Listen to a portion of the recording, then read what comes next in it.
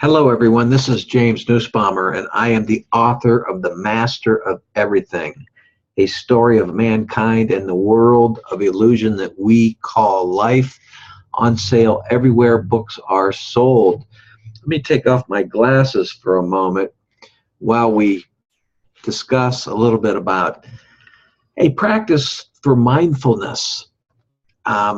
Many of you have asked me, I got so many great messages on Facebook and tweets on Twitter and on Instagram. So people responded to me for something I sent out there, and they wanted to know and emails, personal emails from people, just tremendously nice emails about, well, what do you do for meditation, and how do you pray, and that kind of thing, and so I thought I'd put this together, which is a little bit from my book, an excerpt from my book, The Master of Everything, a story of mankind in a world of illusion that we call life. And you got to remember, when I wrote this book, I was in prison for 8 long years. I mean, I was seriously in a state penitentiary, not a federal prison. And, I don't cry or complain about that. No, I don't. But that's just where I was. And I went to bed each night laying on my bunk, top bunk, double bunks, thinking that, am I going to get stabbed in the face tonight with a shank or with even a Bic pen at the least? And so there was a lot of stress. But I just kept pursuing, and I kept doing what I was doing. And that's where this book was written, by hand, no computer. And thankfully, Ozark Mountain Publishing Company came to the rescue and saw it their reason to get involved. But I did so much meditation on my own, and I've come up with something that I want to share with you tonight, and it's called a practice for mindfulness. You want to get in your most comfortable clothing when you can, like I am now. And I put this on for a reason, because when I meditate and pray, for some reason, I feel like this is what I like to wear. And, it's material, but that helps us kind of to lend a spiritual tone to where we're going. And I think you understand where I'm saying there. There's really no words for it. And but when you can't, which I'm going to discuss in this meditation too, that's okay. But this is really not a meditation. It could be a prayer, but it's actually what it's called is a practice for mindfulness. You can take it any way you want. So it goes like this. Try to contemplate a practice for mindfulness by sitting on a pillow or a cushion with legs crossed or folded in front of you. If you would like, make it into a meditation or a prayer, like I had just said. Whatever is best for you. Some people prefer prayer. Some people prefer meditation. To me, I believe it's the same, prayer or meditation, but we don't want to get political there. Those who favor prayer, that's fine. Those who favor meditation, that's fine. Whatever it is, it doesn't matter. Getting in touch with yourself is all that matters, and that's what prayer and meditation is, correct? Sure. So, whatever's best for you. The goal is to relax while you get in touch with your true free will. Yes, your true free will. That's what you're getting in touch with. This is the creation in you. What do I mean by that? It's where your creativity has been waiting for you to be ready to go on and pursue your true free will in life. I like to visualize that I'm bridging away out of fear and doubt over to another higher mountain that is my purpose in life. This position, sitting on a pillow or whatever it is that you're doing, may be difficult physically. So, you could sitting in a chair if you'd like would be all right, kind of good, and okay, but it's an option. But no matter, you decide on the situation. But whether you sit on a cushion or in a chair or wherever it is that you decide to do, laying on the couch, it doesn't matter.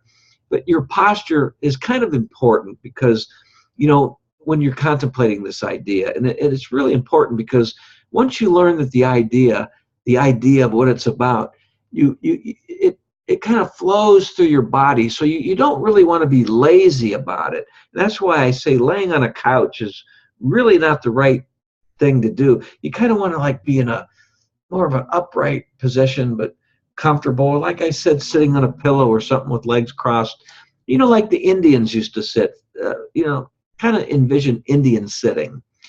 But, but anyways, this practice can happen automatically wherever you may be. It could be like in anxious situations, like standing in long lines at the post office. No, not that you're going to sit Indian style in the middle of the post office. Don't do that, because they'll probably call the police on you. But I'm saying standing in line for a few moments, once you incorporate this idea of mindfulness, you can kind of like, while you're waiting for the person in front of you, to like, move forward, or they're having an anxious conversation or something, or there's the windows are slow at the post office and there's not enough. I use the post office because I hate standing in line at the post office. It's stressful. So, whatever. I think you know where I'm coming from. But the thing is that you want to have a posture, no matter where you are, that's not too rigid and not too loose, something that you can deal with. So when you catch yourself stressed out, anxious, and even angered throughout your day for whatever reason it might be, or fearful of something, take an instant, just an instant, and ask your natural self, to release you from whatever it is that's occupying your mind. And I repeated that natural self, the reason, because I call that natural self the Holy Spirit. So then, then take another instant and say to the Holy Spirit, which is your natural self, that you hear this lesson, you hear the lesson that's coming through. Be open, keep your mind open. Then take another instant, another present moment to recognize that you are actually operating from this present moment. In the present moment is where your decision to take action on anything you want to do in life occurs. And you can do so without fear when you're operating in a present moment. Why is that? Because there's nothing to fear when you're operating from your natural state of grace, your natural light. Yes, the grace about you is the light in you. That is the Holy Spirit in you. So there's nothing to be fearful of when you're operating from that state of mind. Just like I am right now talking to you. Can you see the light in my eyes as I'm talking to you right now? Yes, because I mean what I'm saying. And I'm operating from my true free will, which is divine, and it's holy. And that's the same with you. So let's relax and let's operate from what is real and true. Hey, what's the worst that can happen in life? Really? So let's operate with responsibility from our true free will and attain that. Try to always be operating from presence. Presence is that instant I was talking about. It's that instant where you feel like you're part of the creation. You feel whole. It's called the present moment. Will this make you seem like you're in a zombie state? If you're operating that way all the time, or like maybe like you're in a hypnotic state, if you're, going around, oh, I'm in the present moment. No, not at all. But it may initially get you to start thinking that way only by the ego in you that would think that way. And what is the ego? It's that fearful, doubting Thomas side of you that may think that, this is crap, this is BS.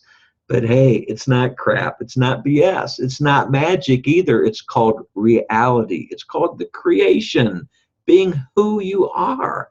And that's what this practice is all about. The practice of mindfulness is getting in touch with who you really are. These present moments become more and more automatic as you continue to communicate with the natural you, which I call the Holy Spirit. Call it what you like. Louise, Alice, Devin, Donald, whatever you want. I call it the Holy Spirit. That's the natural you, the natural me. It's what we share. It's what you and I have in common, that natural state of grace. It's wholeness. It's the creation. And that is the Holy Spirit that's giving us that. So if we can think that way, we have nothing to worry about. And this is the part of you that takes action for change that's necessary in your life. And it gives the rest of you true, fascinating lessons. The ego in you may cry and may say, well, this is no good. I can't deal with this. This is hard. But, once you get the practice of the present moment, living in that moment, living in that instant, living in mindfulness, using mindfulness as a practice, as a tool, as a workout kind of a tool, the rest of you, the ego in you, is going to get some fascinating lessons. And that ego is going to start to fade away. And once that ego fades away, which is the dark cloud cover in our minds, then all that is left is light. Of course, the ego will never entirely fade away while we're in this world, because this world is the ego.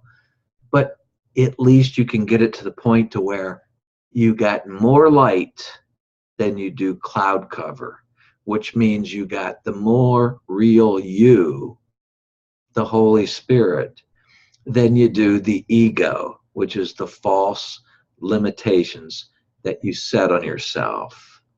Hey everyone, I just enjoyed this so much tonight, talking to you this way. And I hope you got something from it too. And God bless you. I wish the best for you. Thanks for listening to me.